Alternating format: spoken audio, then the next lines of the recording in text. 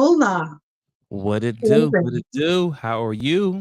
night. Good night. Hello. Hello. We're going to wait for more people to join us, but we are here. I can finally see myself. I have not been able to see myself. I'm recording on another phone that I'm not used to recording on because I was watching it on I was watching this documentary called Bad Surgeon on Netflix on my other phone. And then I was like, shit, I'm on the wrong phone. But anyways, we are good. We are here. We're going to wait for a few people to roll in. But before we do that, we'll chit chat. How was your weekend? Weekend was good. Relaxed. Did some house stuff, laundry, chilled. Really chilled and relaxed, because I'll get up early in the morning. So just a chill, relaxed weekend. No complaints. Yeah, you get up at like what, 4:30? I get up at 3:30, sometimes 3. Awful. That's ungodly. Hey, as men's, what we got to do. That's ungodly. God bless you. Entertain the folks. I realized I forgot my water. Yeah, I forgot my water. Hold on. Go get your water. And I've like probably flipped the phone. What's going on? Where is my water? What's going on with people? Hope everybody's having a wonderful bleach, blonde, bad, built, butch Tuesday. Yeah, I really slow because I can't say it that many times. Because boy, that is something right there. Listen, I'm just playing around with y'all for a little bit before we get the show started. But people started. There's a whole songs and stuff that have now been made from that comment. Hey, listen, this is social media. I mean, this the internet is undefeated. Undefeated. Don't play around with the internet, okay? Let's not do that. I was like, she played no game. And I was like, this is hilarious. And again, the guy who heard the comment was like, I speak Black woman. He's like, I know. There's some fighting words. Like, what's this? It's his face. It's just like, yeah, he didn't want any smoke. Yeah, he was like, it's about to go down.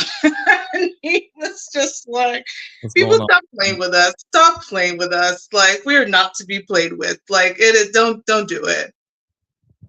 Don't do it. Don't do it, white women. Save yourselves. Save yourselves. I'm just saying. But I digress. My weekend it was a long weekend here in Canada, specifically in Ontario, the province that I'm in, which is the equivalent to a state. So I had yesterday off from the office. I took the train to Niagara Falls for the first time. I've never done that. Really? First time going to Niagara Falls? No, my first time taking the train to Niagara Falls. Okay. I'm about to say, go ahead, continue. Yeah, so I've been to Niagara Falls, but I normally have driven to Niagara Falls or been driven, and I decided to take the train. It was a great time. I was able to do some work. I did actually some editing on the show. I'm always working, but I was like, let me work in a way that I'm actually on the way to somewhere instead of just working in my house on my bed. So I took the train. It was like it's about 2.5 hours once you get on the train to get to Niagara, but there was still another 45-minute train what I had to take to. So it's like Union Station, which is like Grand Central Station, right? So it's the equivalent to like Grand Central Station. So I needed to get there and then jump on the train, but it was fantastic. Like I went to see the falls. I watched the Knicks Pacers game in the casino, made a bet, lost my bet. My parlay was not happening. And then did a bit of gambling and came back. So here we are. Good weekend. Yeah, good weekend. Good weekend. Very busy, but good weekend. It was. I have a work event. So everyone, there will not be a live show next Tuesday. There will not be a live show. I will actually put up a replay. I'm trying to consider what replay I put up. I think I know which one. So there will be a replay of a show next week. I have a work event for an entire week. I am actually going to be showing a glimpse of my work life on the channel next week because I have a week of events starting from Sunday to Saturday. In my professional life, I work in media, and my company basically puts on the equivalent of the Oscars. So we put on the Canadian Oscars, and it's a week of events. So I'm going to give you some background into that week. do a bit every day and then put something together to compile the entire week. But there will be an actual show on, but it will just be a replay of a show. So now that we've done all of that, let's get into it. Love and marriage. Love and marriage. Love and Hey, you know this. let's talk about it. Marriage. All right, you know what? We telling our age. We're gonna stop right there. That's I tell my age. I'm proud of my age. Full 44. I'll be 45 in November. If anybody wants to do gifts, I'm just saying I accept gifts. I like gifts. I digress. Got it. 42, but you know. Love and marriage. So yeah, today we're gonna switch it up today. We're gonna talk about this thing called love, and we're gonna talk about marriage, and we're gonna be all positive. You know how positive I'm gonna be on this show. It's not Thursday, so it's Tuesday throwback. The reason why I say Tuesday throwback, because I even threw on my wedding ring. That's how positive I'm gonna be today, because we're gonna talk about marriage today and love. I'm going to pause you for a second because Conceited Motherfucker is celebrating 40 on Thursday. Amazing. Well, first of all, let me tell you, do not be scared of 40. 40, once you enter your 40, I don't know about you twins, but once I entered my 40, there was just this, I feel like this light that came over me. And it was, I just didn't give a fuck about people's opinions. Like, it was just this glorious moment. Like, I remember turning 30, I was terrified. I was like, I can't make mistakes anymore. My daddy told me. My daddy was like, you're about to be 30. Like, there's no excuses of, oh, no, you're in your 20s, you'll learn. Once you get to your 30s, people expect you to have learned. And then by your 40s, you just don't give a fuck. So welcome to the 40 Club on Thursday. Woo, woo, celebrate you. I wish I had some fireworks thing here I knew how to do, but I got you. Happy birthday. Happy early birthday, my brother. Welcome to the 40 Club. 40. Okay, continue. Now love and marriage. No, yeah. So, normally we talk about the cons of marriage right now and love and stuff like that. So this week, this episode, we're going to talk about the good things. And like I said, I did throw back my ring on, so I'm going to be positive during this whole time. Not throw back. Oh, you actually had your ring on. If I know we were doing that, I would have gotten it was an engagement ring. It wasn't quite my married ring, but I could have had my ring on too. Hey, see? No, that's going to block my blessings. No, actually, forget that, because it's going to block my blessings, so we won't. So that lets you know there's nothing. We don't nothing. We just thought we'll pick a topic, and here we are freestyling on it. I'm just saying, this is how we do it. So this ain't nothing we wrote down. And you gonna say this, I'm gonna say that. Nope, we shooting from the hip. So, Amen. Yeah. So where would you like to start with this thing called love and marriage? First of all, I will start by saying, for those of you who want to come on and join this conversation, the link is in the chat. I have pinned it. If you're interested in coming on and sharing your thoughts, your opinion, if you have questions, any of those things, please join us. Again, we're here to change the conversation. And for those of you who might be curious about marriage, haven't been married, have negative, positive, whatever your thoughts are on marriage, we want to hear it. So, back to your question, where should we start? You know what? I might start with this clip that you sent me. So there are 2 clips that you sent me this week.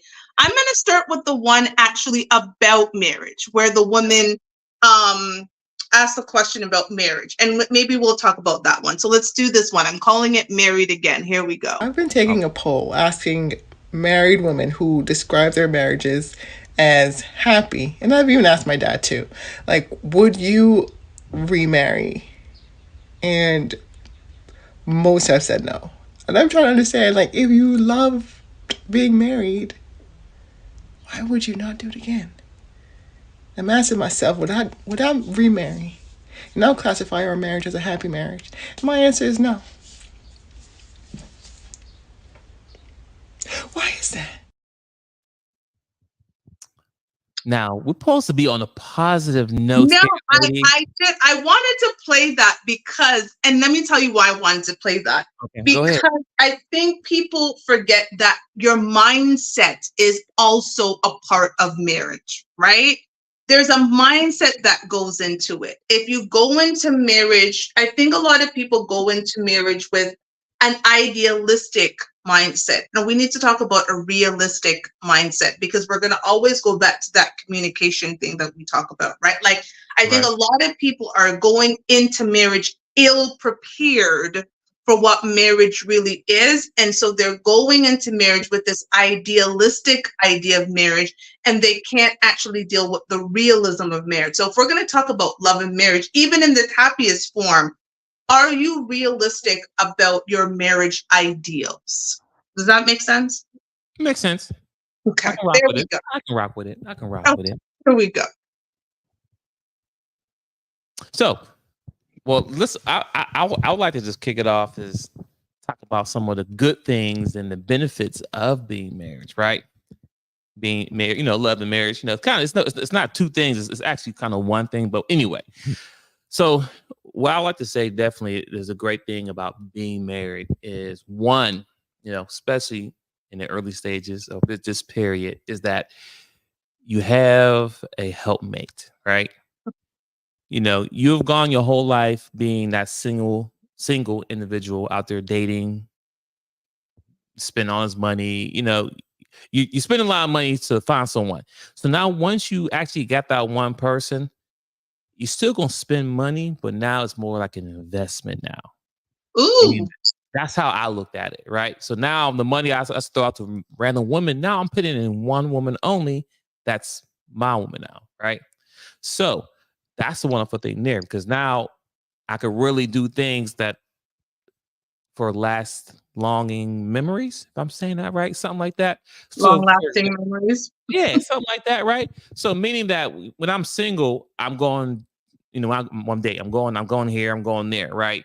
Now, I was kind of reserved on going out to certain places because I don't feel that everyone should get everything from me, right? I got to say something for when I'm with my actual wife, the person I'm Ooh, forever with. So, while I'm dating you, I'm not going to take you to the roof Chris and all that.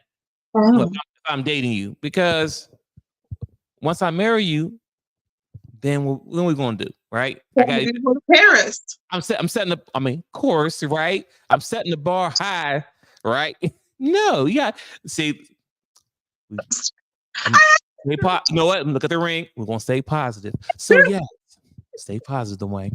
So yes, that's one of the things that I looked into it when I got married. Like, okay, now finally I got somebody. Now I can spend all my money in this person, and we can save money now. We can do this. I can go here. I can create these memories now. That's one of the great benefits of Let me being pause married. you there, because I think that's interesting that you talk about investment, right? Like, you talk Yeah. about, now I'm investing in someone, whereas during the dating, there's this idea that I'm spending money. And there are a lot of men who said that they've wasted money during the dating stage, because of course they're meeting women who just don't end up being anything other than that one date or a sexual experience, right? So Right. as you were going through that dating stage, what were the qualities that were in your wife that you thought, this is someone that I want to invest in? Oh, great question. I So, try. so definitely, communication was definitely a key component because I was very honest upfront as far as what I wanted. As I said in the previous show, long-term relationship.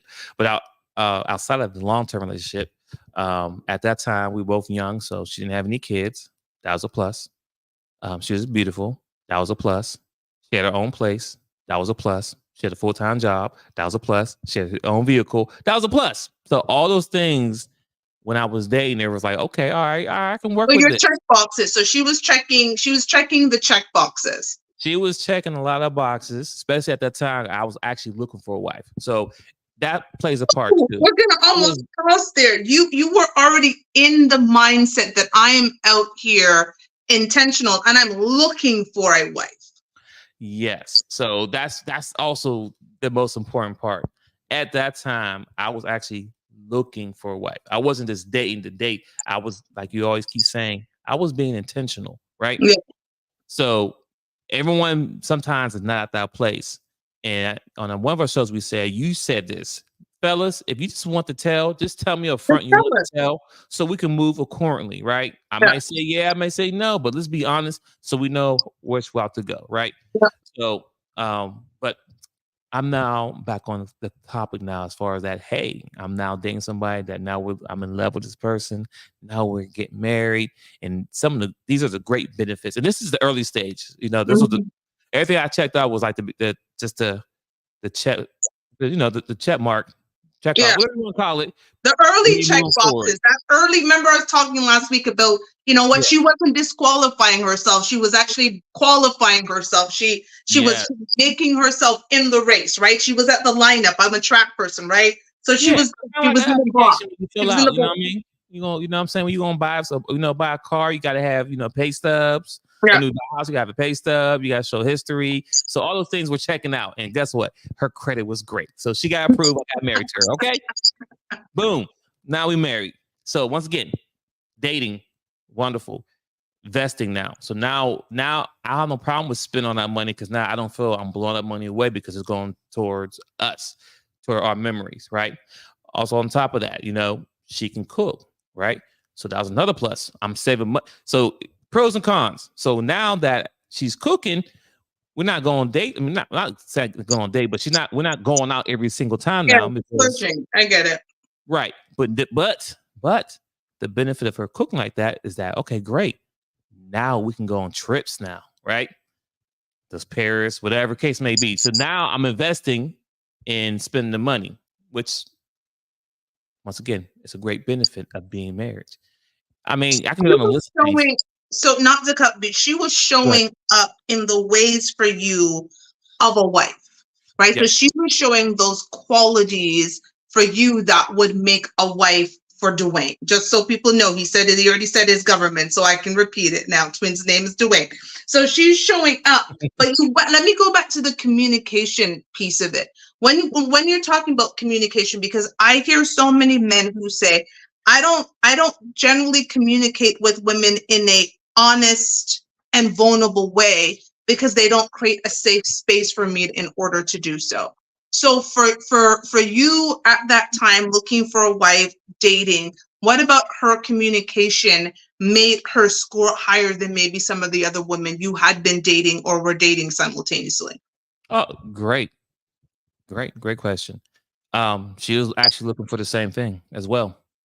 So at that time in my life, I was definitely heavy in the church, right? I was going to church all the time. So as going through that process, right, I made it very clear. So if you come to my club, I'll go to your club. My club was church, right? And with some of the ladies, it was actually going to an actual club, which was cool. I say I'm open to do both. You know what I'm saying? I'm not dead, but this is what I do. I'll go hang out with you. You hang with me. So with her, she was cool with it. She was like, sure, I'll come to your club. Well, sure, I'll go to church with you. Okay, I'm not calling club a church, but I'm just giving an example.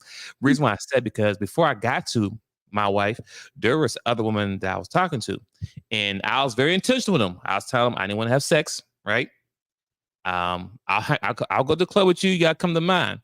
There's one particular girl, she did not want to come to church with me. So that's why You want to go to church? They want to go to church with me. I have never met a woman who said they wouldn't go to church. I just keep thinking Jezebel. I'm sorry. That's the Right. word in my mind. But she invited me to go. She invited me to go to the club with her, which was not a problem. Like, cool. I rock with you, rock with me. You know what I'm saying?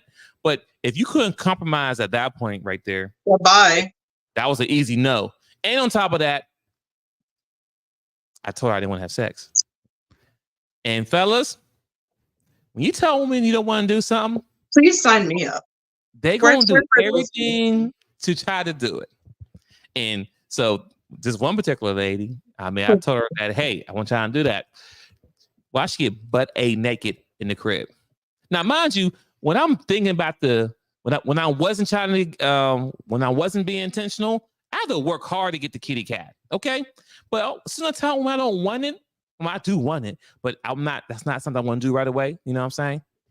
It's thrown at me. But anyway, so that was. Let me tell you why. Here's the mindset. Yes, It's you're clearly not attracted to me, right? You don't want to have sex with me. Well, all men want to have sex with me. Isn't that what men want? So you coming and saying, oh, You don't want to have sex. She went and told her girlfriend. So there's a couple of things that they said. Let me tell you. The first one they probably said is that you're gay. Let's just start there. He doesn't want to have sex with you, but you're gorgeous. Everybody wants to have sex with you. Must be gay. Go try to figure out if he's gay. That's why she went stark ass naked. She's probably thinking that you were gay. The number two is if you're not gay, then oh my God, you're definitely sleeping with other people or you're not attracted to me. It is, ladies, don't have that mindset.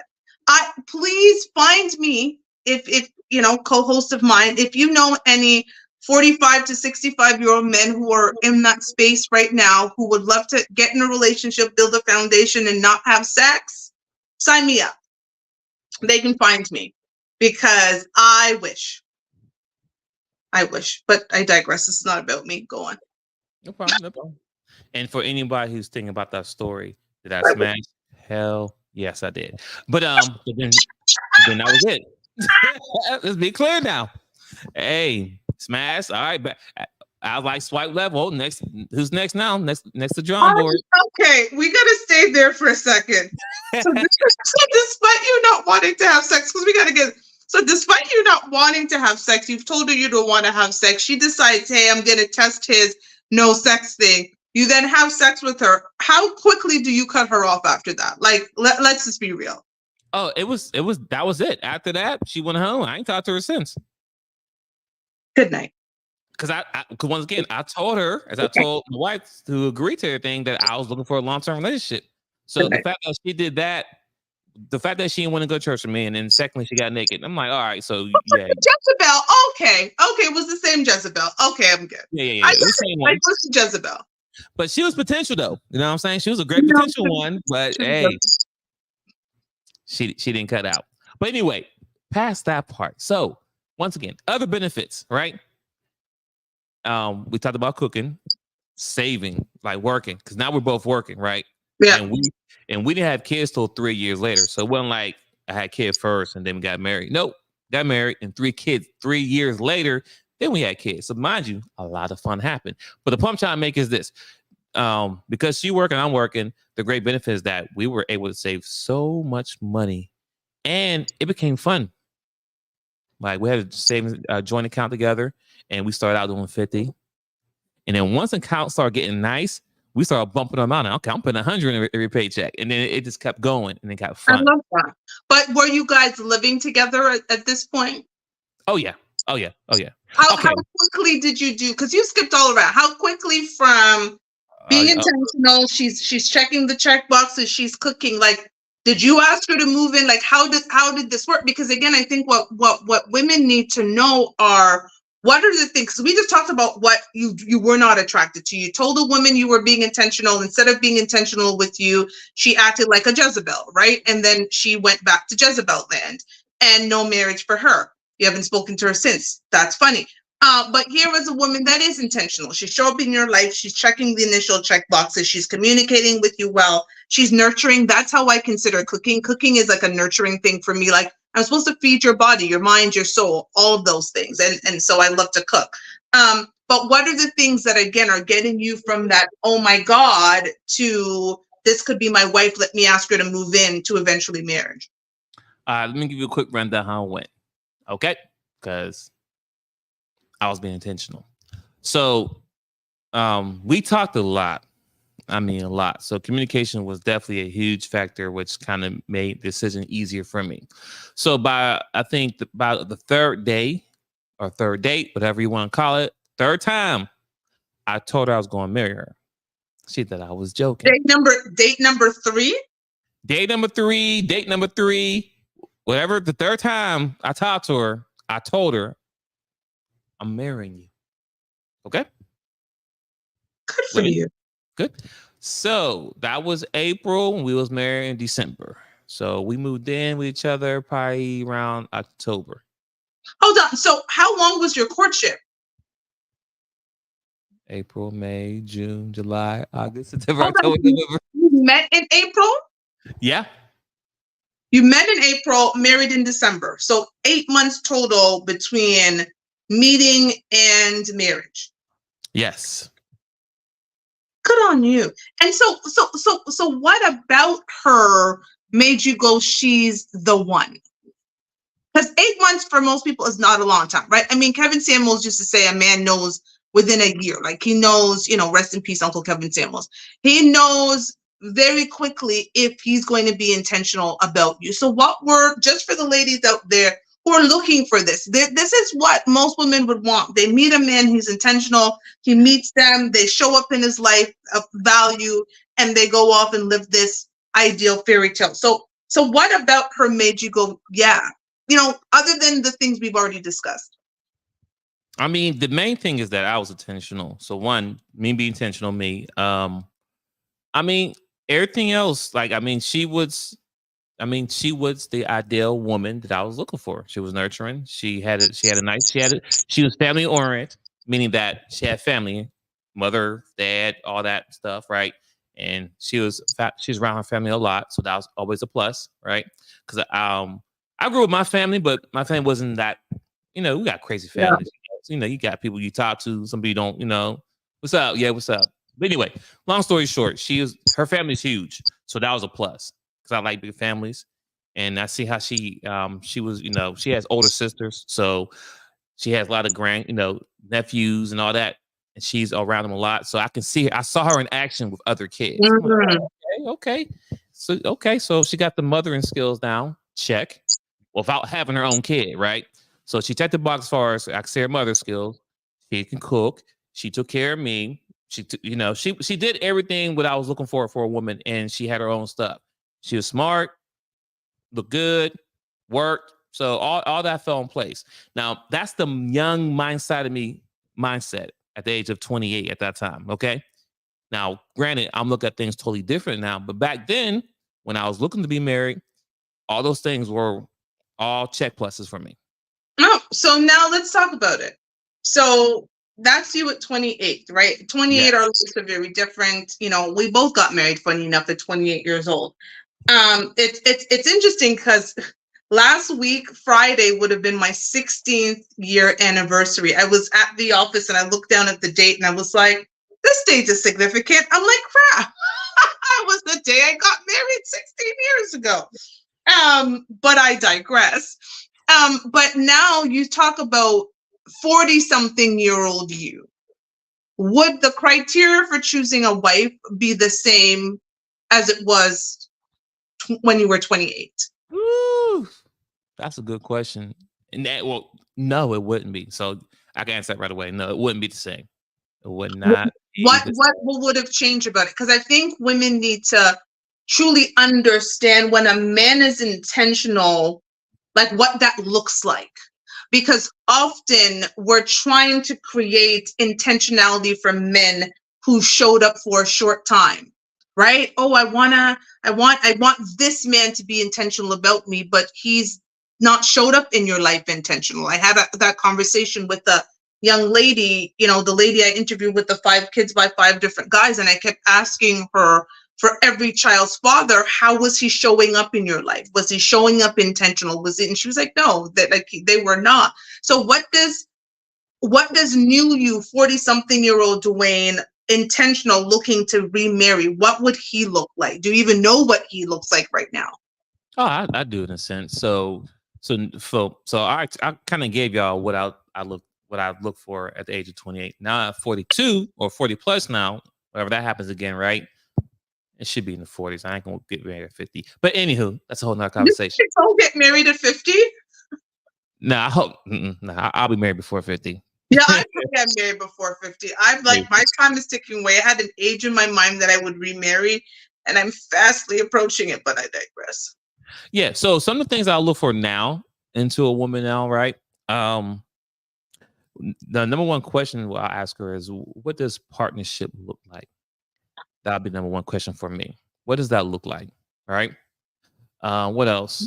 Here's the thing. What could she say that disqualifies her from that? Because I like that question, because partnership looks different to everyone, right? Sometimes people hear the word partnership and their mind automatically goes to 50-50. And that's not actually necessarily what it could be for you. So there's certain things that when you say that word, disqualifies a woman from you. Because I think there's a lot of times as women, we think that we're answering these questions and we're killing it, right? When we're on that date or on that dating app and we're like, no, we're crushing this. And a man just like, no. So what are the things that you're finding when you're asking women these questions that we think are great answers, but they're not? See, I don't know if I want to give up the tea right now because then I'm giving like the cheat book. We're here to change the conversation around Black relationships. Okay, so give me a cube of sugar at least. All right, apparently I'm gonna help somebody out there, right? So, first I'll ask a question just like that. So, what does partnership look like to you, right?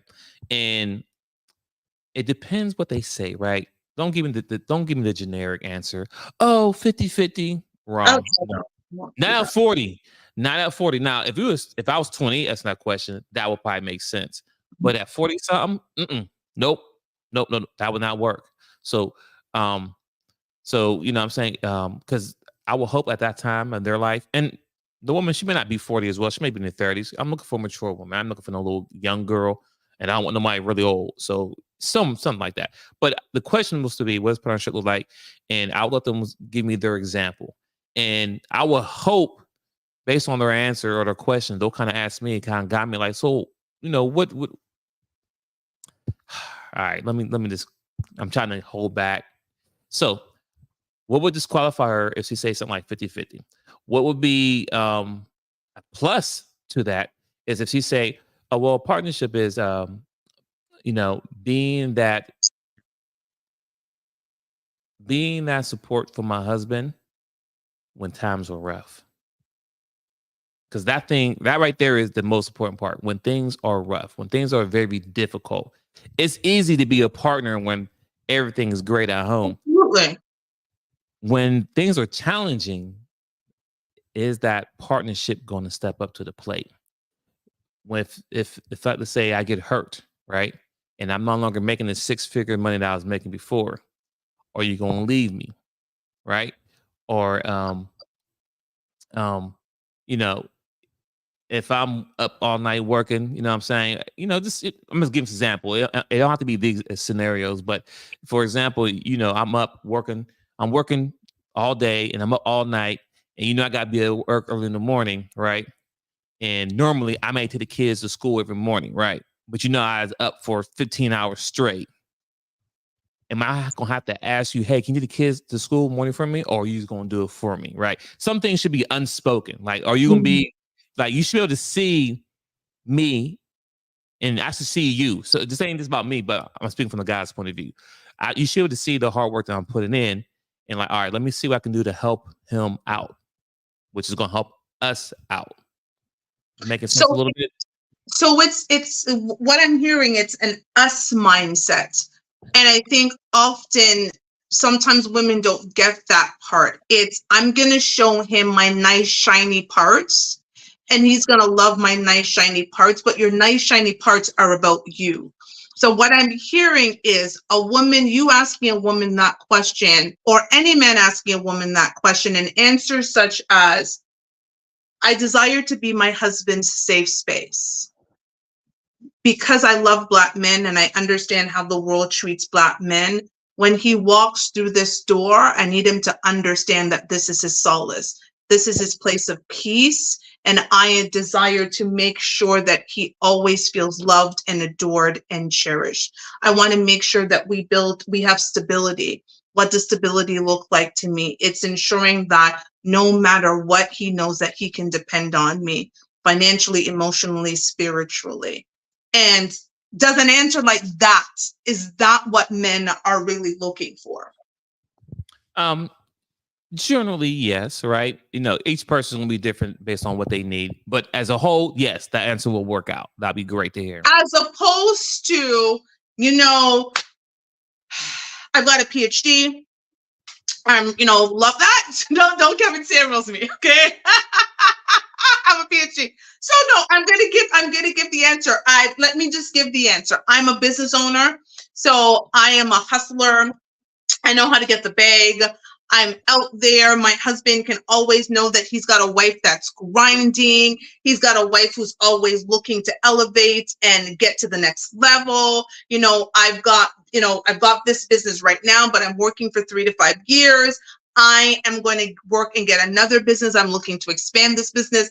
The difference between the two answers that I just gave you is the first answer was about him.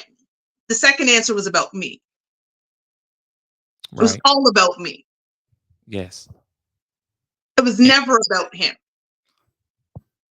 Totally agree. And with that second answer that you just gave, you will be put on the team list, on a roster list. Because you got some good things. Okay, she a go-getter. I like a go-getter, right? She give money, but she's not gonna be there when I need her. Right? Because if you're grinding as hard as I'm grinding, who's going to be that the kids spot for both of us? Yeah. And I think I'll throw this out here too as well. Ladies, this is why men don't want a woman who's as a constant hard work. Okay. This is why men don't hurt the second scenario that you just gave, ladies and gentlemen, the second scenario she gave. Most men don't want that type of woman if he's that type of dude's out there getting it. Let me explain. If I'm working a company and I'm working 15 hours a day and I'm working 7 days a week, 8 days a week, whatever case may be, right? Long hours each day, right? When I do get a day off or I take a vacation, I want to say, hey, babe, let's go ahead and let's book a flight. Let's go to Vegas, Paris, Canada, wherever you want to go. Let's go spend a weekend, just me and you. We'll get somebody to watch the kids. I just need to get away. Let's go ahead and reconnect with us. I don't want to hear, oh, I can't this week, babe. This week, I got this event I got to do. I got this. Okay, well, all right, babe. Okay, what about next week? Oh, let me see. Oh, no, next week. No, I got something going on there. Can we do what? So I got to pencil in my time with my wife. Right? And it goes both ways. But I'm speaking from the man's point of sight. It goes both ways. I don't mind thinking, oh, it's all about the man. No, it goes both ways. Right? I'm just speaking from the man's point of view. So I need my wife available for me, especially when I need to decompress. I'm going to actually pause you there for a second because I think we all watched the Singles show with the lovely lady Kendra G. And the mistake that a lot of these career-minded women make is that they think just because they're a career-minded, high-earning woman, that alone qualifies them for a career-minded, high-earning man, not understanding that career-minded, high-earning man, after a day of work, wants to relax. He wants a wife that's nurturing and loving and kind. He wants to make sure that there's a meal there for him. He wants a woman who might be, wanting to rub his back at night. Like I used to date this very high net worth gentleman, and every time after work, he would get a massage. Like he would have a meal. Even if he was working late, I would put the meal and I would wrap the meal with foil paper, and then he would know to take off the foil paper in case I fell asleep, and he would heat up his meal, right? So he didn't have to worry, oh, do I need to stop somewhere and buy something, because he knew that food was there, right? And he knew I would wake up and I would give him a massage, right? Just to make sure his day was good. So he felt like, again, the world's burdens are upon him. When he comes home, there's this solace. But if you're meeting him with your of the day and all the things that when happened in this meeting and what happened with this, he's just like, I don't get away from it. So I leave work to work hard to come to my woman for her. Where's the nurturing? Where's the love? Is that what that ends up feeling like? It's like, I might as well stay at work and battle the people at work, because now I'm dealing with this woman who's not nurturing or loving or kind or any of the qualities that I really look for, because she's worried about the bag and hustling. I just did a whole long explanation, but yeah. No, you're hitting every single point there. There's nothing wrong with that. And it's nothing, the worst feeling in the world, especially if you're a middle class / almost high earner type of guy, right? You working all day, you stressed out work, because mind you, these, I'm not speaking to the millionaires. I'm speaking to the middle class, low class, almost high class, whatever. close to six figures type of man and woman. Ain't nothing worse. You work in your stressful job, because at the end of the day, these jobs are stressful. Yeah. Unless you're the owner of the company, these are stressful jobs. I don't care what you say.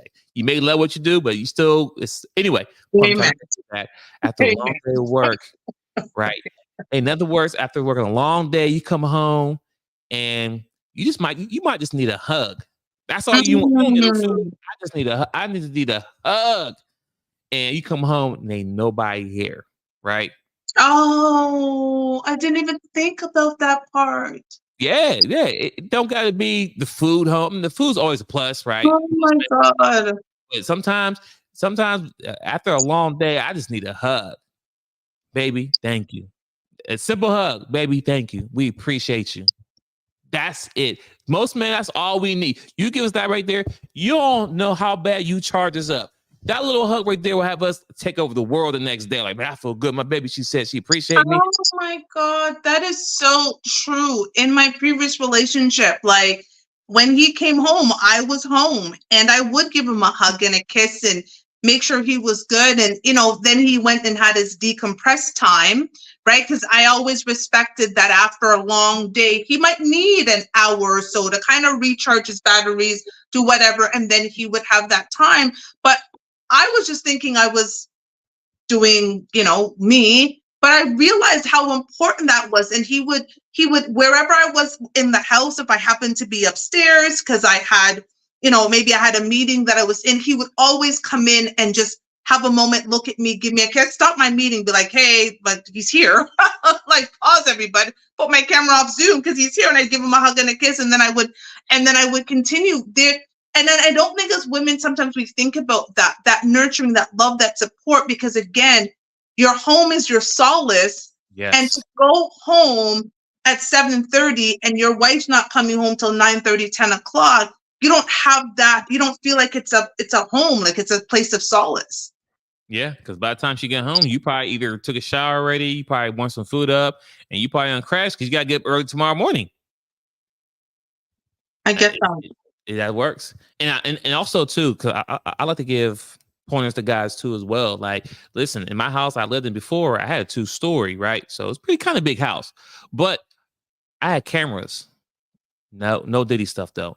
Out the front door, back door. So the point I'm trying to make is that I kind of idea know when she's to get home, so I keep the camera up, and I'm making my business. Hopefully I'm not working, I'm not doing something, to meet her at the door. You know what I'm saying? Even the kids, I'm making my business. Oh, hold on 1 sec. Hey, fellas, give me 1 second.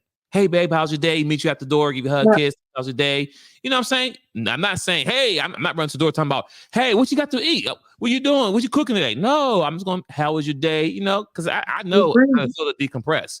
So it goes both ways. I into that, right? Like, I think that's important, right? I think it is both ways. Creating a safe space in a marriage is both ways.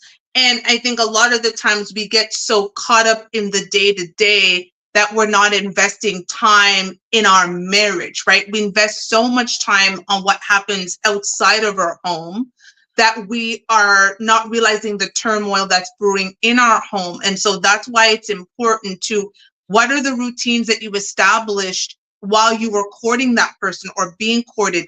Keep doing that, because women court men too in our own way. It's not as outwardly as when men are courting us, but we want to be chosen.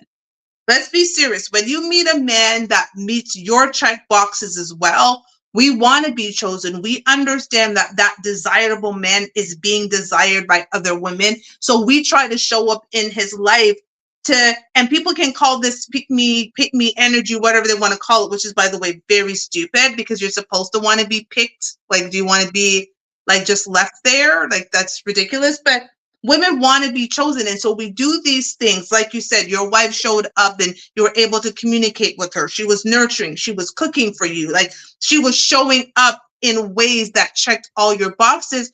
And oftentimes I hear from men who ended up getting divorced. They're like, the reason they didn't fight their wife on the divorce is she stopped doing all of the things that made them fall in love with her in the first place.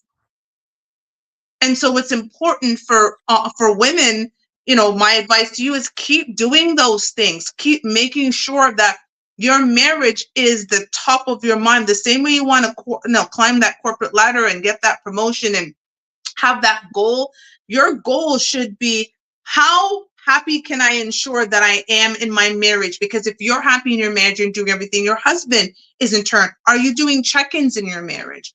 Are you doing those check-ins to see where we're at? We got to check each other's temperature. Where are we at right now? Because we understand things are changing, circumstances are changing, the world is changing.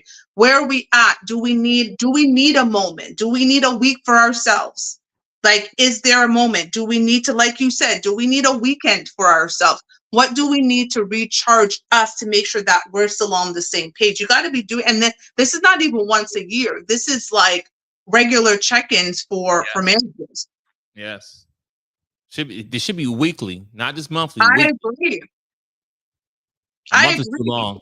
A month is too long. I would encourage that for those of you who are married, whether it's new or you've been married for a long time, I would absolutely suggest weekly check-ins of just that moment where it's the both of you and you're kind of going through things and you're having conversations and you're doing a temperature check. Where is your partner at? What's going on with them? Like, is there anything at work that I need to know about that's going to impact how things are at home? Is it going to be a busy time at work? What can I do to make sure that home life is good, right? Like, there's these little things that, and again, as I understand it as a Black man, my man is fighting demons I will never begin to understand. The world doesn't see me the same way they see you, right? I don't navigate the world the same way that you do. And so I understand that I come, as much as I'm a Black woman, it's hard for Black women, and we can rail all day, Black women, about how hard it is. I would never trade places with a Black man ever.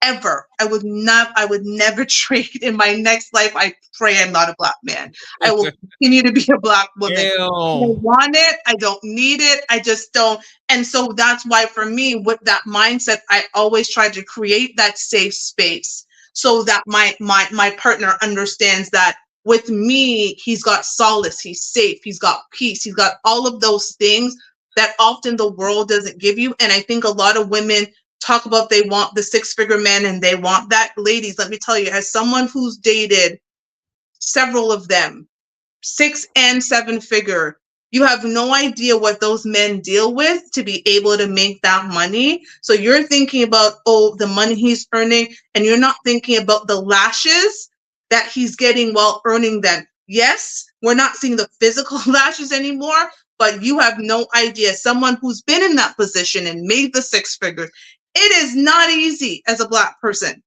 to make that type of money, and the bullshit that we have to deal with in the corporate world. And now that man comes home and he's dealing with your tongue lashing when he had to deal with the lashings at work, and he comes home and deals with your tongue lashing. He doesn't want that. And that's why as angry as women get when men choose younger women, or they choose women of other races, or whatever they choose, they chose those women because those women provided them a space that they felt safe. That's why they did it. You said it, not me. No, that's right. If we're going to talk about love and marriage, let's talk about the reality of what it is, because I think a lot of women want to be married. Like, they desire marriage, but no one's teaching them how to be marriageable. You know, I would just be making up words, right? So, right? Like, they're not teaching them how to be marriageable. They're actually saying things that are repelling men away from them instead of attracting men towards them. Yeah, and it's work. Another thing too, I want to throw in there as well. When you do the weekly checkups, something that I didn't do, what I just thought about now, and I tell you, after you get married, you be seeing stuff the other way. Like, hey, I didn't think about this. What I was going to say is this. So when you have those weekly check-ins or monthly, whatever, you have the check-ins, it always doesn't have to be negative. Sometimes people make it negative all the time. Negative. They're like, oh, well, you did this, you did that, you did this. Yeah. Sometimes the weekend check and be like, hey, babe, I like when you did this. I like, you know what I'm saying? I love when you do this. Can you keep doing this? Like, oh, you know, just remember that you can also the check can be some good stuff too. Don't always gonna be negative. I'm Not like, a well, you did complaint this, you didn't do session. that. Yeah, that's not what we mean it to do. It's No. not a complaint session. This is not you bringing your matters to HR, okay? Like you didn't have a list of grievances that you're now bringing to HR. This is meant to just be a temperature check about where you are, what's going on with you. Again, the good, the bad, and everything in between. Is there anything impacting your mood? Like, talk about plans for the future. Yes. What are the things that you want to do? Are you doing regular dates? I truly believe that couples in marriages, sometimes we forget to date. And I'd probably say that was my husband did a great job at that. Like we always were going on dates, even if it was something small. Honestly, believe it or not, even if he was just like, babe, let's go for a long walk. And we go walking for an hour and a half, right? Like to me, those were moments that he was taking just for me. It doesn't always have to be I'm dressing up and putting on makeup and going out, but we were spending that time together and talking and holding hands and being intimate in our own way. But it was something that you guys did together that was about you, that kept you connected. And often we forget to keep that connection in marriage, and it doesn't have to be anything extravagant or Instagrammable. Everybody wants to do things that they can Instagram these days. Listen, going for ice cream, going for a hike, going to the gym together, whatever it is that you guys can do to keep that togetherness. I don't care if you've been married for 1 year or 15 years. Those small things are so important. Yes, they are. 100%.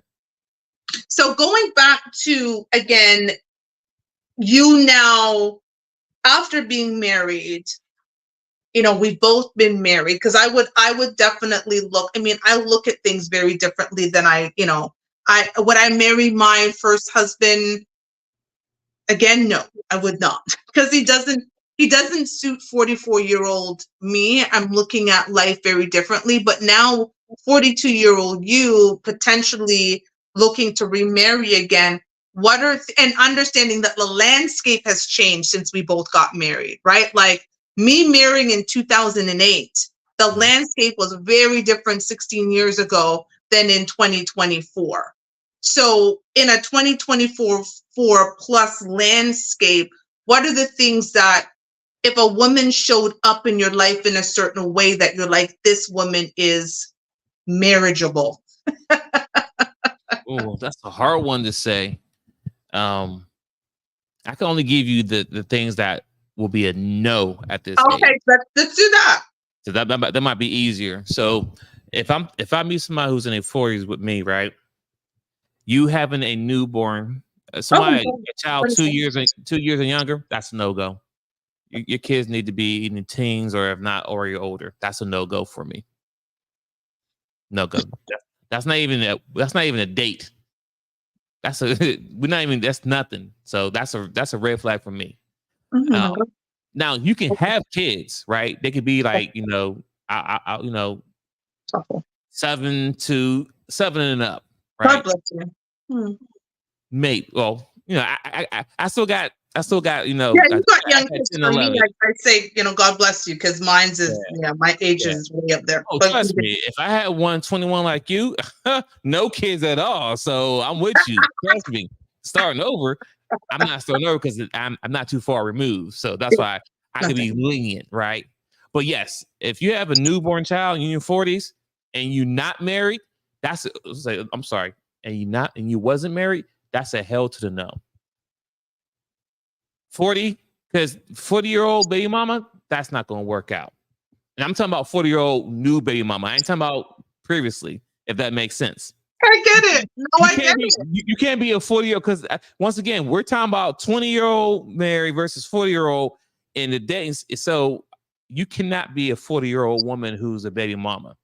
Because I'm like, you've been on this earth for 40 years and you still mismanaging your kitty at this point now.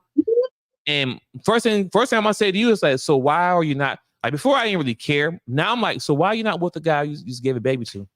I don't. Yeah. Help me understand that, because I'm like, I don't understand how me and you are even talking right now. I don't get it either. Right? Trust me. So that's another. So that's number one. What else? And also being 40, you have to be fit. I need me a woman who likes to go to the gym. It don't gotta be Monday through Friday. It could be 3 days or 2 days a week. That's cool. But you gotta be conscious about the way that you look. Because as a man, I'm always looking. Now I'm not gonna attack everything I see, but I got eyes and I'm not dead.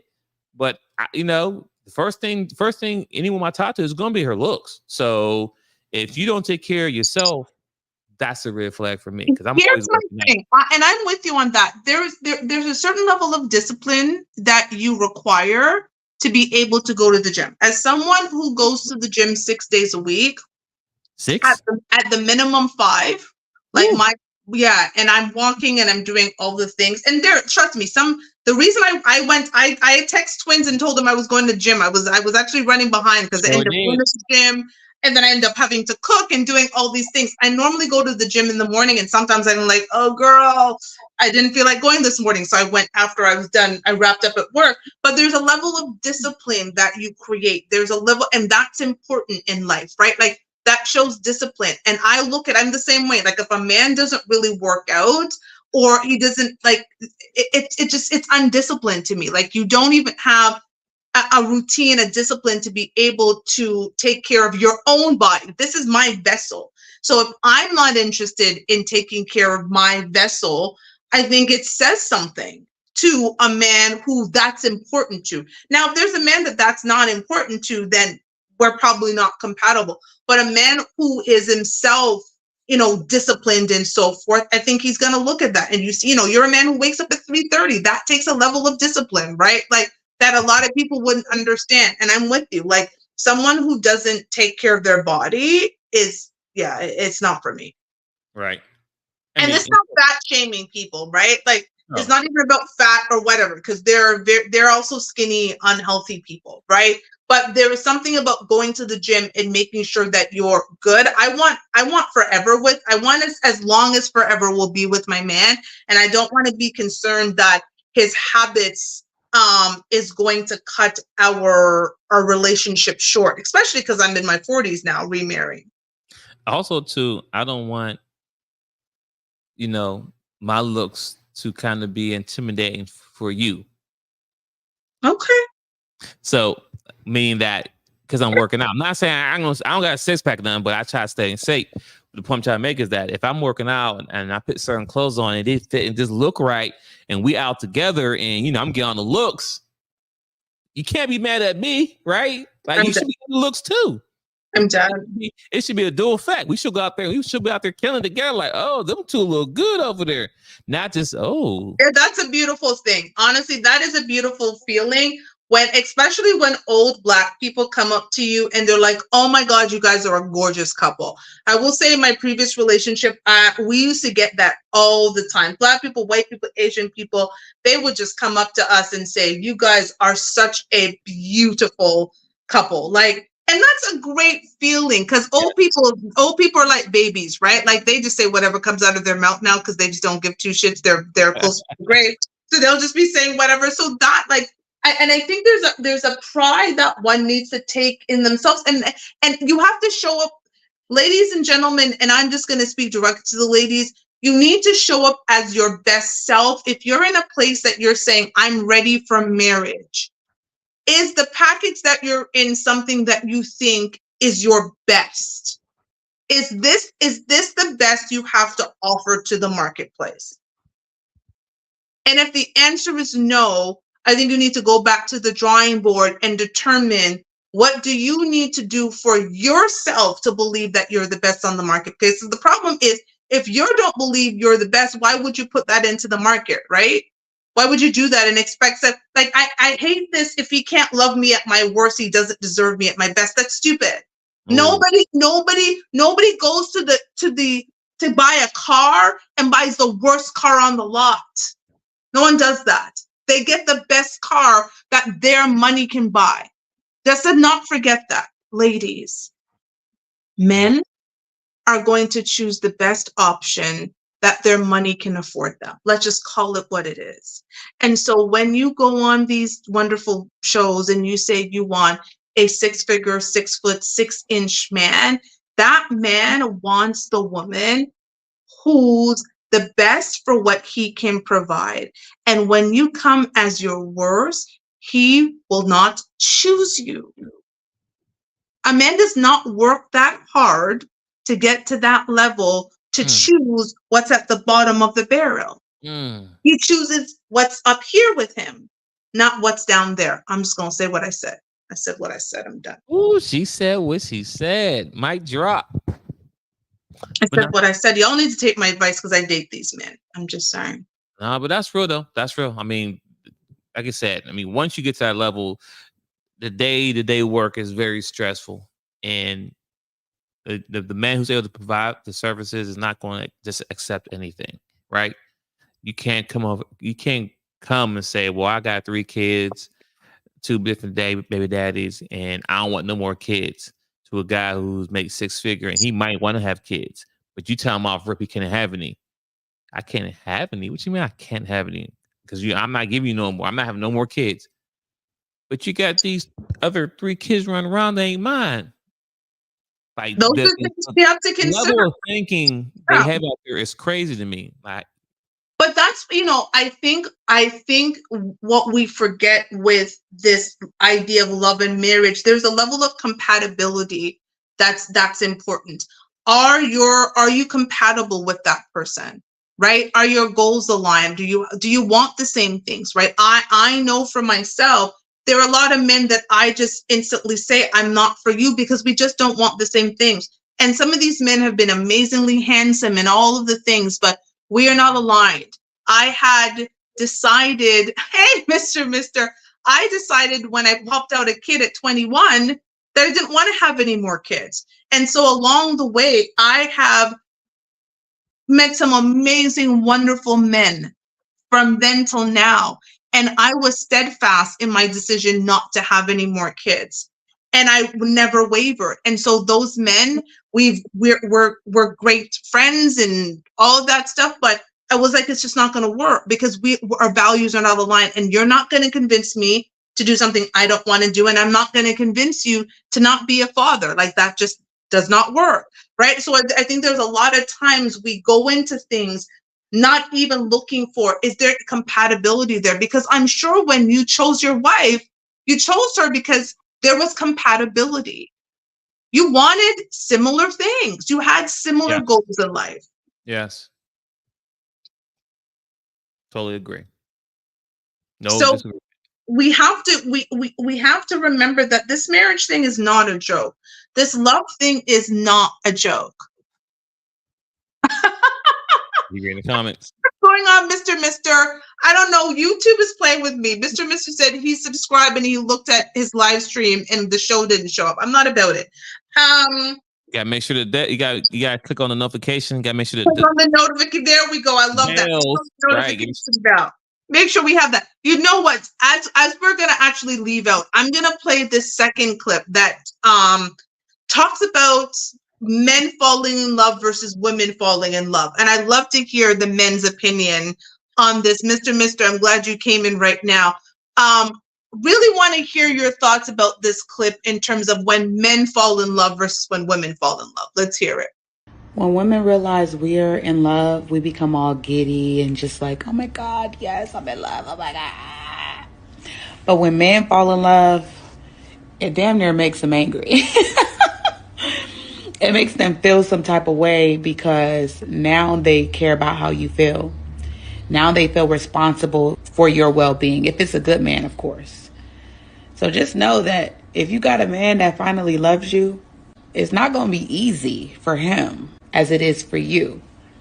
And this is because he goes into protect mode. He goes to, okay, I got to take care of this thing. Like anything a man loves, he takes care of. So when he begins to love it or love you, that means it's his responsibility. And if a man has not made you his responsibility, it simply means that he hasn't come to love you yet. Seriously, if he watch you struggle, if he don't care about how he makes you feel, he don't love you. And that's just real. I forget I sent you that video because She hit it on the nail, and she is absolutely right. She is 10,000% right. It's like we in two different worlds. The woman's all happy, yeah, I'm in love, Mary, yeah. The guy's like, oh shoot, another person I gotta worry about now. And it's not that we have to worry about you, but like she said, we're in protective mode, right? Yeah. So meaning that, and I can relate to this. I can relate to exactly what she's saying because when I was married, I tried to make sure my wife's life was as stressless as possible, right? Mhm. You know what I'm saying? Like whatever, like if she was upset with work, I said, hey, let's see if we can get you another job. Let's see if we can get you promoted. Let's see if we can do something different. Whatever you need to do, because I need you to be 100%. Your best. Yeah. Because if she's at her 100% best, then she's 100% best for me. You understand what I'm saying? If she don't feel good, she's not mentally right, not because of me, because of the world that she has to go out there and navigate through, then that's a lose for me. So I'm always trying to figure out how I can make her life better. If her car starts messing up, guess what? I'm gonna buy her a car. Shit, I did buy her a car. You know what I mean? Once again, it's all about making her life easy. I love that. Mr. and Mrs. said, I don't know what the fuck she's talking about at the beginning, but yes, we acknowledge she is now a new responsibility, emphasis on responsibility. Here is the thing that I find interesting sometimes with women. That is, I hear this sentiment all the time, he wants to control me, right? There's this idea for them that their man wants to control. When I've often looked at it is your man is actually trying to protect you. When he is telling you certain things, when he's trying to guide you in a certain way, because that's what a leader does. A captain guides the ship, right? This is why the captain is the last one that's on the ship. If the ship is capsizing, they try to get everybody off. And the captain's the last one there because he's responsible for everything that's on that ship, right? A man is responsible for everything and everyone in his home. And therefore, he has to protect everything and everyone in his home. And often when they're telling us certain things that we're looking at as control, it's protection. Yes. Are there men that are trying to control you? Absolutely. But often are we misinterpreting some things as control that's just protection? Absolutely. Just to give an example, something on social media I just saw, right? It's sundress season, right? Amen. And these are skits that I'm about to talk about. But the wife or the girlfriend, whoever, the relationship, the guy and woman, so the relationship, the woman is she's going out, but she got a sundress on with no underwear, right? Oh. And the guy's reaction, because that's all it's about. It's all funny. It's not being serious, Yeah. but it goes well with this conversation we're talking about. The guy, he sees a woman. He could be cleaning the car, doing something. He see her like, oh, wait. Where are you going? You know what I'm saying? What you got on? You need to go and change. And someone may look at that as, oh, you trying to control me. I said, no. He's trying to protect his assets. You know what I'm saying? And I do. It's funny. I saw a similar skit. It was an interracial couple. It was a white husband and a black wife. And she was like, I'm going to try to see my husband's reaction when I try to go out into this outfit. And she was like, oh, honey, do you need anything from the store? And he's like, no. And then he looks up and he's like, you're going to the store and that? And she's like, yeah, I'm just going to go to the store, whatever. My man said, oh, you're going to go to the store? I guess we're going to the store. He got his keys. He said, we're going to the store. Like, yes. You're not about to leave the house. How are you going? No, he was like, we're not. And again, a lot of women, I loved her because she knew her husband. She knew my husband's protecting me. And why am I going to the outfit in like the store in this outfit? He was like, oh, you're going to go to the store. I guess we're going to the store. And he got up from whatever he was doing, got his keys. And he was like, we're going to the store. And I found that endearing. But now there's so many podcasts that will tell you that's controlling. But ladies, you've got to understand, just like that clip said, when a man loves you, you become his responsibility. He is now protecting you. Twins just said it. He wants to make sure that you are happy. He wants to make sure you're protected and guided and loved and all of those things.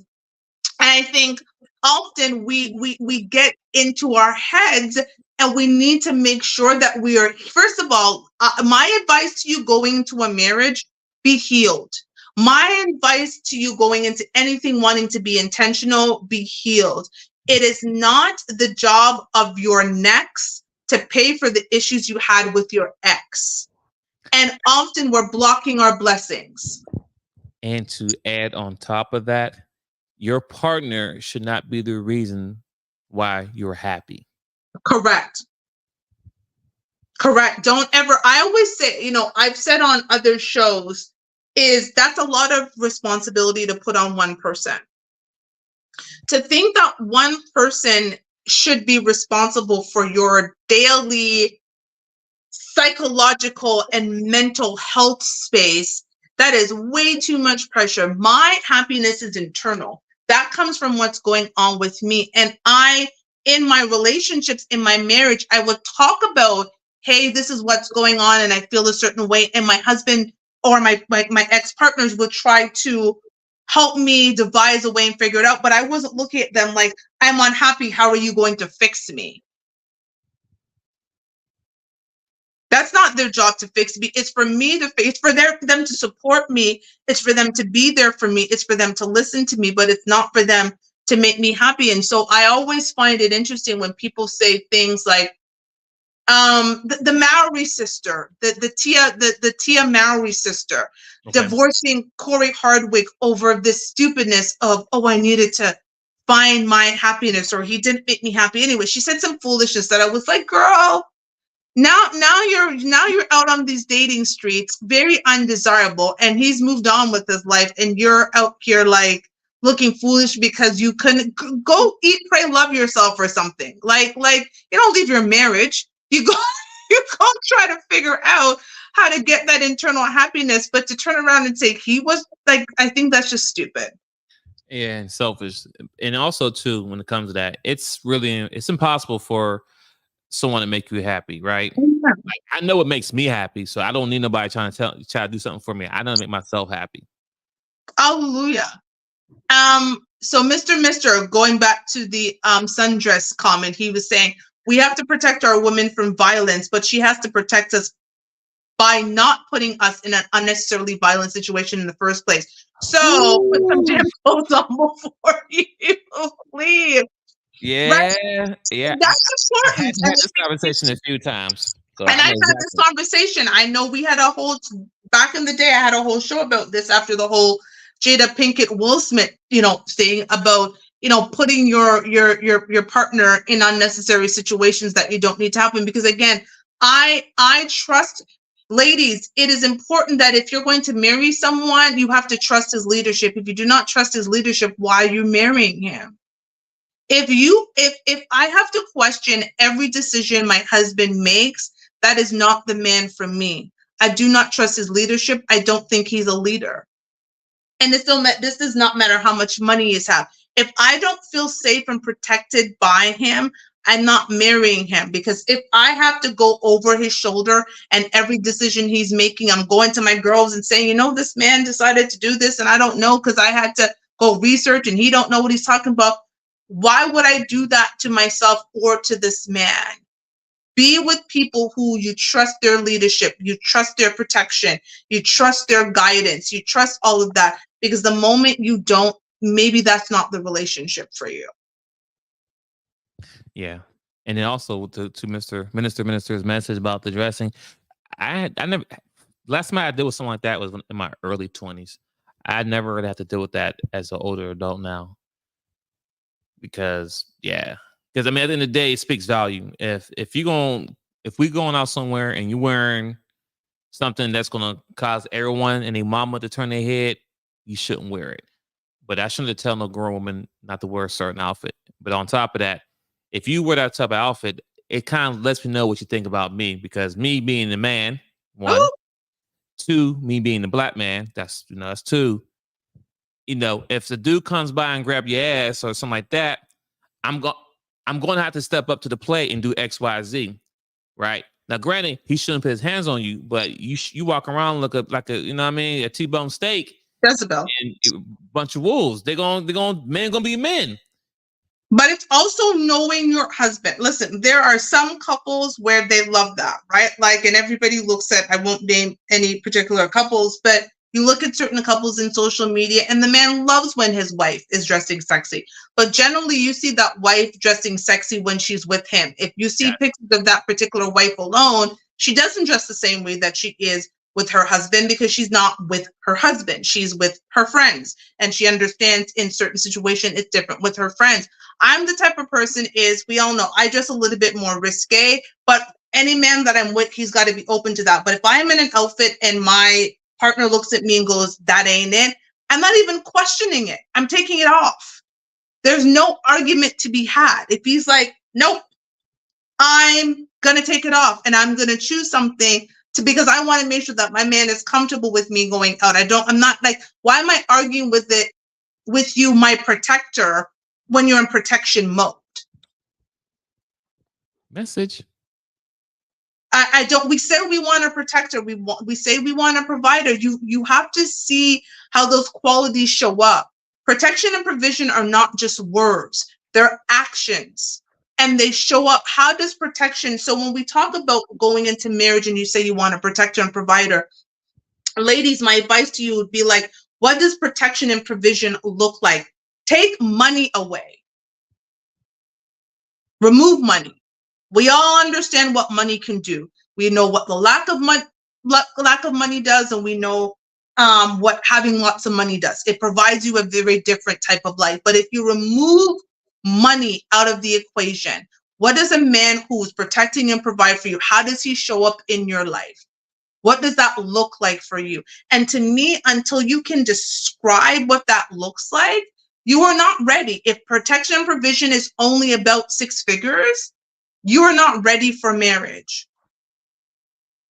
I'm gonna be honest. That's, don't have to take it from me, but I just don't think you're ready for marriage, because you can't even in your house, to your point in the beginning, a woman, when you say to her, what does partnership look for you? And if all she goes to is the money part, and she cannot even describe what that environment looks like for her, is this a woman that's truly ready for marriage? I do the same with men, ladies. So I'm going to be honest. I do the same with men. There was a gentleman who wanted to get into a relationship with me. And I asked him, like, you say you're intentional. You say what you want to be married. What does that look like for you? And he failed the test, my test of what, like, nothing that he said was anything that resonated with me. And the man was handsome and made good money and all of that. But I was like, this answer doesn't resonate for the life that I want. We're on very 2 different places in our life. And so no, thank you. Like, this is just not for me, because in my mind, I know what protection and provision looks like. I know what I want my household to look like. I know what I want my household to be run. I know the type of leader that works in my life. And until that person shows up, no, thank you, because I'm blocking space for the man who is for me. And a lot of us as women, we're just taking up space in men's life until the woman he actually does want to be with comes along. I'm just saying. You said a whole word last week, by the way, and people are eating up what you said last week. Yeah, I had to look at I think that's up to over 1,000 views now, of you basically saying that the reason men waste a woman's time is because we allow them to do that. This is a good tea right here. Okay. And it's the same. If we're gonna talk love and we're gonna talk marriage, because ladies, as tough as we want to be on the internet and we want to be bold and go on these shows and pretend, I know what those nights are like. None of us want to sleep in a bed at night alone. I have been sleeping alone in my bed for the last 14 months. 14 months, and it's awful. It is awful. It is an awful feel. I'm gonna be honest, it is an awful feeling for me, sleeping beside someone every single night and having that warm body and having that person, to now 14 months of just me, except when my daughter feels like coming in and snuggling with me and watching a movie, and it ain't the same. Like, I'm alone in the bed. I don't want that. That's not what I want.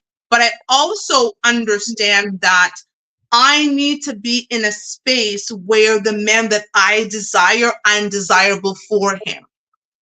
I need to put into my mind what that man looks like, what that man feels like, what that man smells like, and not waste my time with men who don't fit that. And that's why, though, for those 14 months, my legs have also been closed. Yes, there could be, I could call somebody right now and they'd have a warm body in my bed. That's not what I want.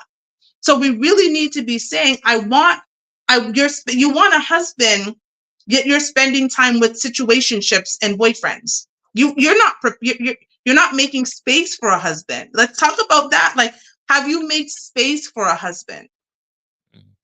I'm making space for my next husband, and I'm getting rid of anybody who just is gonna take up room. Your wife made space for you, so when you showed up, she was ready. That's why you were able to get married in 8 months. That's a fact. She was ready. She had made space. So when you came, you guys both knew it. You know, my husband knew very much. I mean, again, he still wanted to be in the streets, but he knew he wanted me to be his wife. He was very clear about what he wanted in a wife, and I showed up, and I was all of those things he wanted in a wife. And when a man makes space for you, ladies, you really need to pay attention to that, because just like that woman said on that clip, when a man loves you, you're his responsibility. He wants to make sure that you're good, and a lot of you need to remember that and really think about: do I want to be married, or do I want to be a wife? That's two different things. That's real. Two different things. And if you want to be a wife, you come to this show. Yes, we're gonna help you to be a wife. If you just want to be married, then that's a whole different thing. But if you want to be a wife, come, because we are here to help you to become husbands and to help you to become wives and to do all of those things that are important and to do the work. It is like marriage is work, relationships are work, love is work. There's no perfect relationship, there's no perfect marriage, there's no perfect you. It's something that you work for and work towards every day. That's my 2 cents on that. That's real. Before we wrap up, we are going to do our dating tips. So, twins, what is your dating tip for tonight, if with marriage in mind, if you want to get to marriage? Ooh, if you want to get to marriage, dating tip. Fellas. If you one, be honest up front, right? Number one, be honest up front with the woman that you talk to as far as what you want, right? Either, you know what I'm saying, it's gonna be short term, long term, whatever it may be. But have that initial conversation. That's number one. And number two to that as well, think about the things that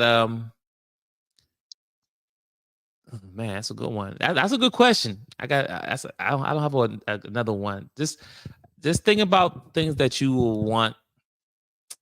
Not really want. Here we go. Think about the things that you need, and I don't mean in the money aspect.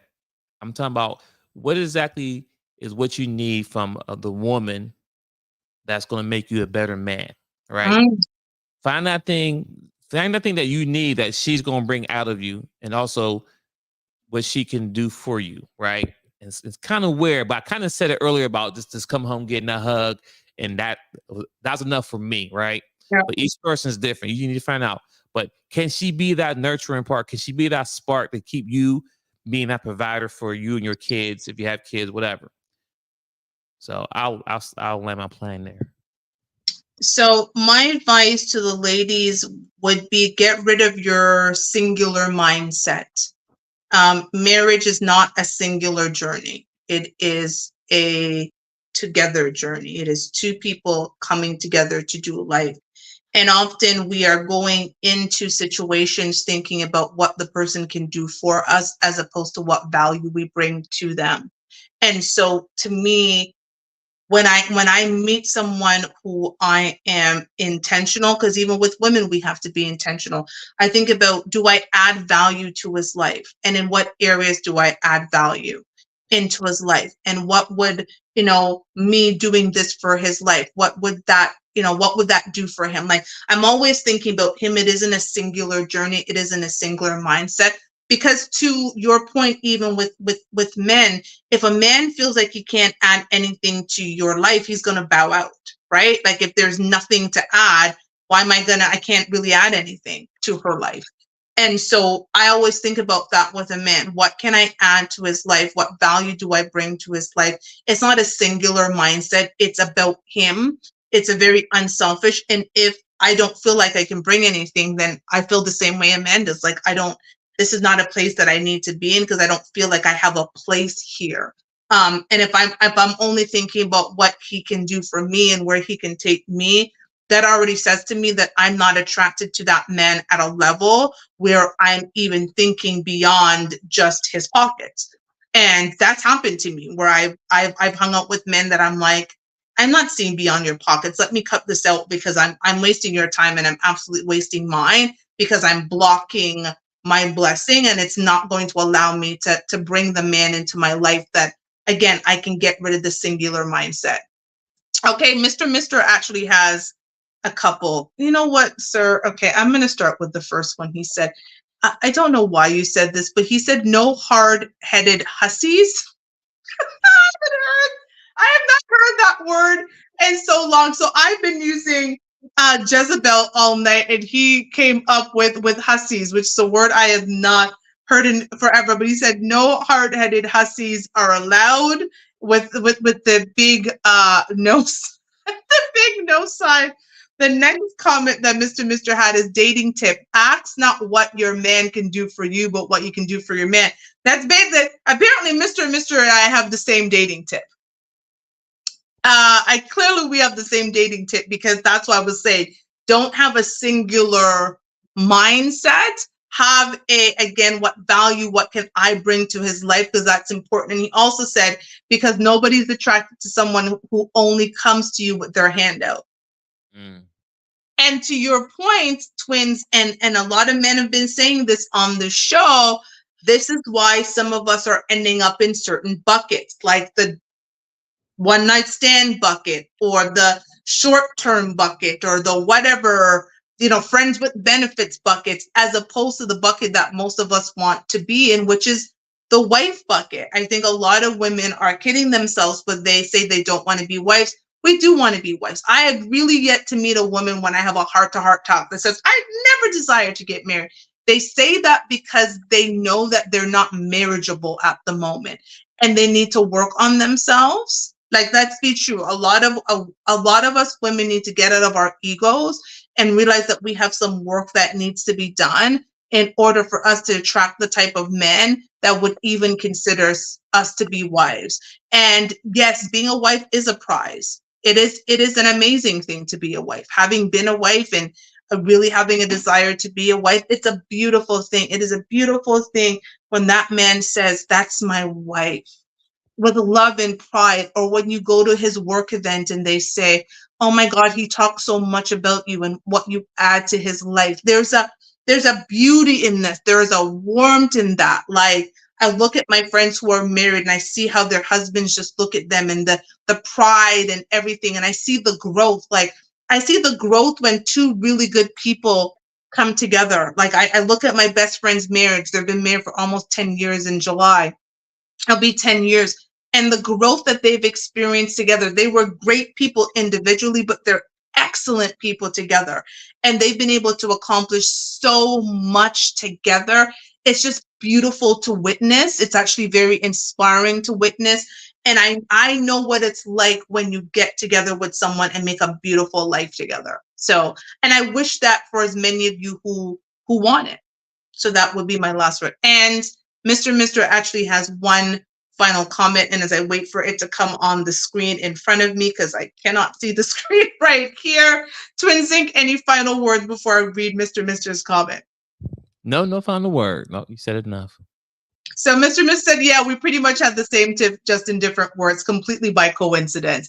Listen, like, uh, you guys are getting what we're selling here, right? Like, you're buying what we're selling. We know we come to this show. We really do. I'm gonna wrap it up by saying I created this show 2.5, almost 3 years ago because I was intent on changing the conversation around Black relationships. And Twin has joined me because he has that same mindset. And so anyone who comes to this show, listen, I don't care if we've got 100 people in here or 5 people or 5,000 people. Our message is always going to be the same. We're here because the narrative that's currently happening about Black relationships and Black marriages, they're very negative, and we want to put a change to that because there's beauty in Black love. There's Yes. beauty in two Black people coming together, and that's what we're always going to push, that narrative, but we're also going to keep it real because we understand that there's some BS happening in the dating pool, and we need to call it out because both men and women need to be better if we're going to rebuild the community that we need to be able to grow to where we want to be. So that would be my final words. Again, everyone, next week there will not be a live show. I will be replaying an old show. I am going to be busy with some work events. I'm going to let you in a little bit of my work life, so do watch out. There's still going to be clips on YouTube, but there's going to be clips more of me at my work events and what happens behind the scenes, who I am when this camera is off and I got to get paid by the Caucasoids. So that's a bit of what you'll be seeing. That's what you'll be seeing next week. It's going to be a very busy week for me, 12, 13-hour days, putting on an award show here in Canada. But hopefully we'll get to see a little bit more about who Toshiba is without this mic in her face. So that is it. I appreciate all of you. Everyone, have a good night. Have a good evening. I appreciate you. Love you all. And thank you for joining us. Good night. Good night. And I'm going to try to end the show. There we go. End stream and go.